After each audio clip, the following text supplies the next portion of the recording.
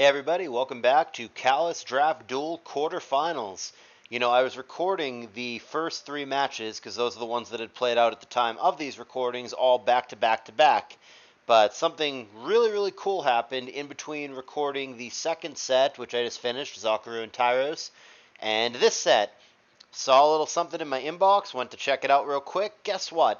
We got a $151 donation, and it's also from somebody who is choosing to be anonymous, not looking for credit or attention, just wants to be a good dude or gal, don't know, and help out.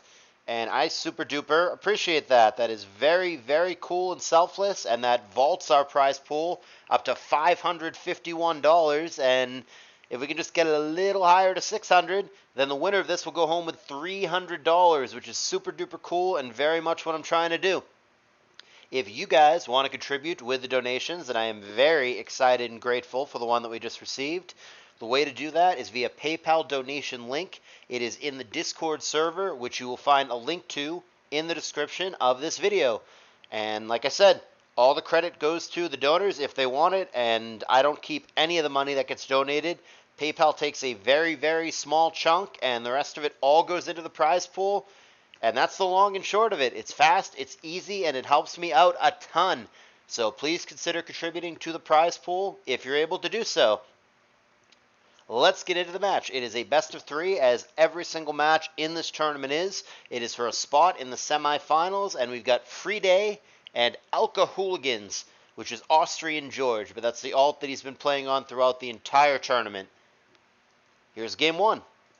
Freeday is on the bottom, George is on the top, Regirock and Metacham respectively. Brick Break, obviously not choice banded, and Hidden Power, Flying maybe?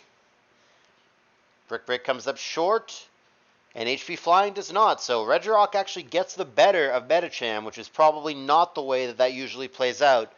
Flygon is going to go for EQ, trying to finish off the Regirock, but Freeday does not allow that by going to Doll, who has Levitate, and here comes Psychic.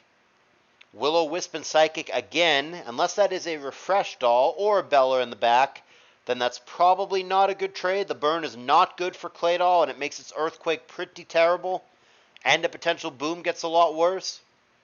Good double there for George to again get Flygon in on Regirock. And there's no reason not to Earthquake there, because even if the Doll does come in, it just comes in and takes burn damage again. And it actually does have Refresh all along, so fair enough, not so bad for Freeday anymore. Focus Punch, and we've got ourselves a tie game as Regirock comes in, so 5-5, lots of unrevealeds. Breloom is going to scare Lax away almost certainly, and it is a turn 1 substitute rather than Spore. Flamethrower, and he's comfortable sporing into the Moltres. Fair enough. Ooh, but it lums itself awake. How do you like that, Breloom? Out of the way it goes. And Claydol probably not going to live another Flamethrower. And it doesn't, so good little sequence there for George with the surprise Lumberry. Scizor comes in, playing normal resist for the Tauros on the other side. That also doesn't have leftovers. Silver Wind. And Boom. Okay, do we have a Pinch Berry? Does not. Yeah, not the right one. He's got Leechy. He would have needed Salic there to get ahead of the Tauros, but that is not what he had. And the Tauros will start rampaging with big boy double edges. Damn near kills the Flygon. It does 99%. But crucially, Flygon lives to fight another day, and the punishment for that is going to be a 52% Earthquake, which is nothing to scoff at. He gets a little bit back with the Leech Seed, but still did some damage on the way out for sure. Now going to come down to Moltres and Tar. Tar does have lefties, meaning it obviously doesn't have Lum. Will-O-Wisp there, not what he wants to see, but Rock Slide gets him anyway. Leaves us in a 2-2 situation. Fully healthy Lax against the burnt T-Tar. And here comes Loom. Does not survive an unboosted Body Slam. However, Effect Spore is going to kick in at a bad time. Wow, you don't see Effect Spore mattering very often. A lot of people don't even remember that Breloom has that, but that could end up being costly potentially for George. Tar going to be faster than Jolteon now after the second dance. Is still burnt. This is just a race against the clock. Well, we'll see if the effect spore ends up being his undoing or not. Lax just needs to hang on. Fishing for crits or flinches here. Critical hit would win the game on the spot for Freeday. He will not kill him with another non-crit, so he's going to need a crit or a flinch. Needs the crit. Needs the crit. And Lax wakes up barely alive at 8% and gets the body slam off. Fair enough.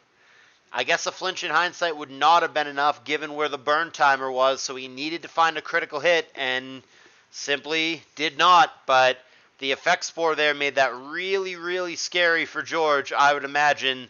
And that game clearly could have gone one way or another. Without the effect spore, George's odds go up quite a bit. But he was just barely able to hang on, and the 8% Lax is going to just barely be good enough to take game one off of Freeday. Gotta wonder in hindsight about allowing the T-Tower to take the Moltres Will-O-Wisp. He did kill it in exchange with Rock Slide, but was it ultimately worth it? Hard to say.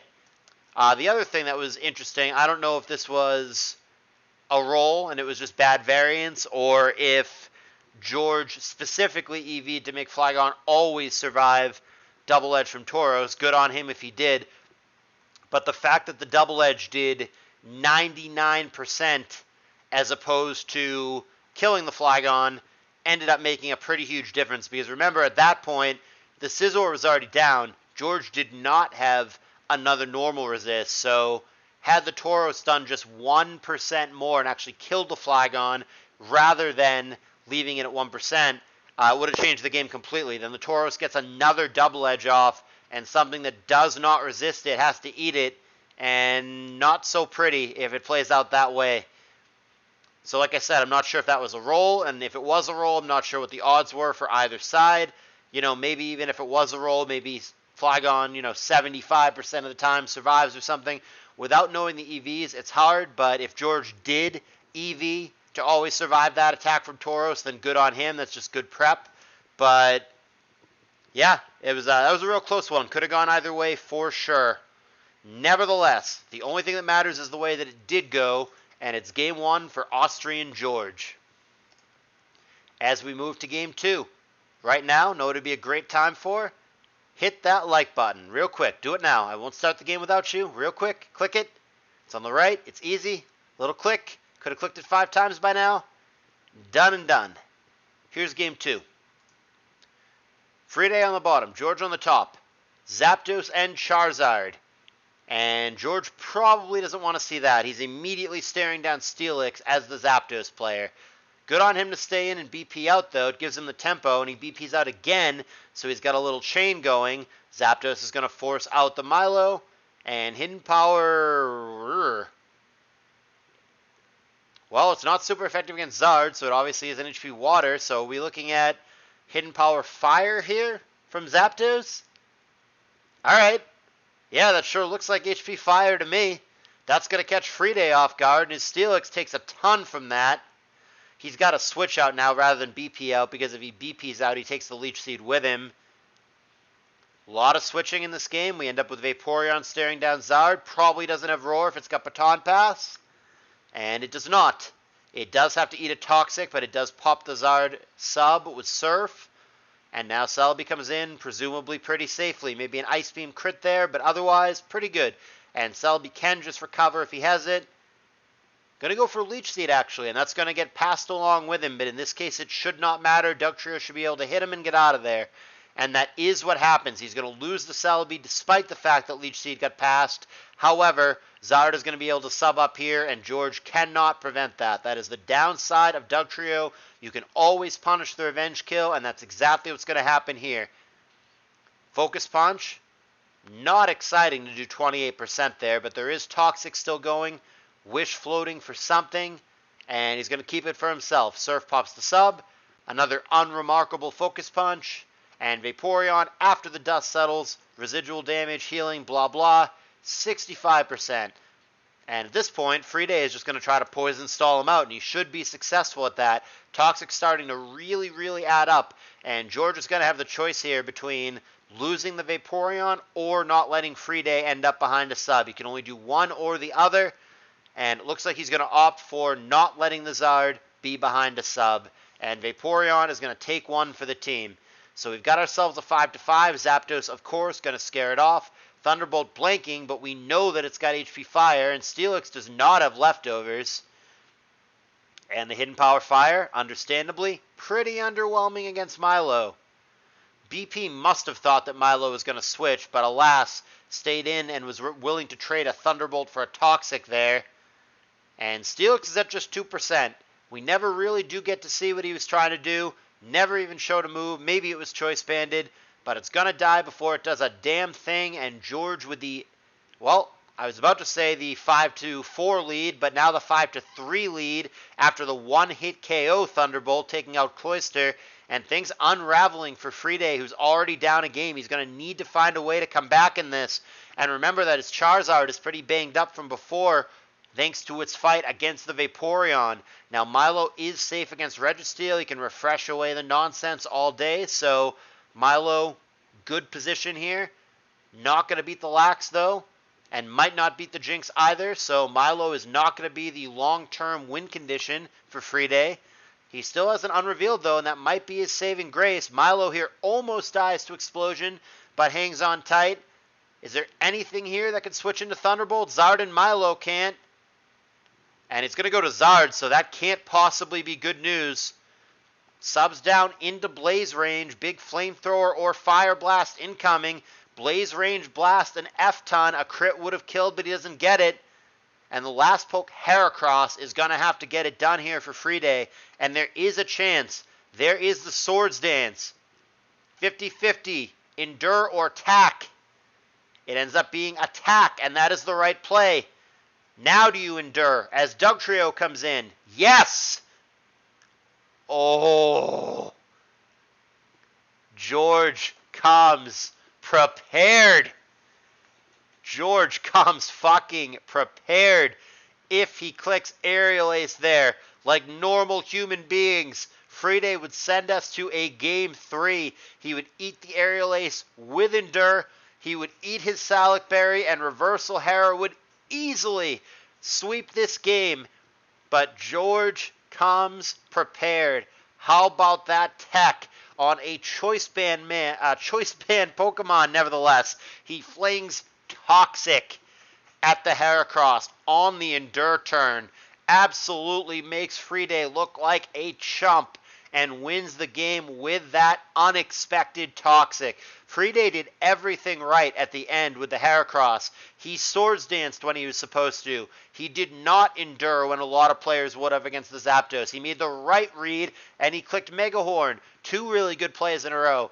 Then he clicked the Endure, and he must have been thinking he has a really good chance to win the game. Dugtrio attacks, you Endure, you go to 1, eat the Salic, Reversal easily cleans it up. But man, this is the tech and the adjustment of the format, and this is why Draft is so good and so different from OU. Who would have played around Toxic there?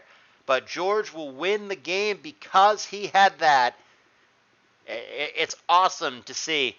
And this is the level of difference. I just commentated a series earlier today where I said the exact same thing, where it was Charm Umbreon that ended up making the difference. And same deal here. It's the little things, the Toxic on Dugtrio of all damn things. I mean, you've got Dugtrio for Heracross. You're all set, right? But he goes the extra mile, and he goes for Toxic just to play around the one specific set of Heracross. And it ends up really, really mattering. He would have lost the game if he did not have that. And who the hell knows what would have happened in Game 3. It really is the little things that make the difference, because now, instead of talking about Game 3, or instead of talking about Freeday squeaking out a close one, 2-1, and going to the semifinals, now it is a 2-0 victory for George, and Freeday is out of the tournament. Really, really cool to see that. I love Draft, and this kind of game is a perfect example as to why. Hope you guys have been enjoying the tournament. I sure have. Super pumped about that donation. Thank you again to that anonymous donor who sent in $1.51. Huge donation. Like I said, if you guys want to donate, there is a link in the description to the Discord server. That's got a link to PayPal where you can donate if you feel like doing so. Appreciate you guys watching. Hit the like button, hit the subscribe button, and I'll see you guys in the next video.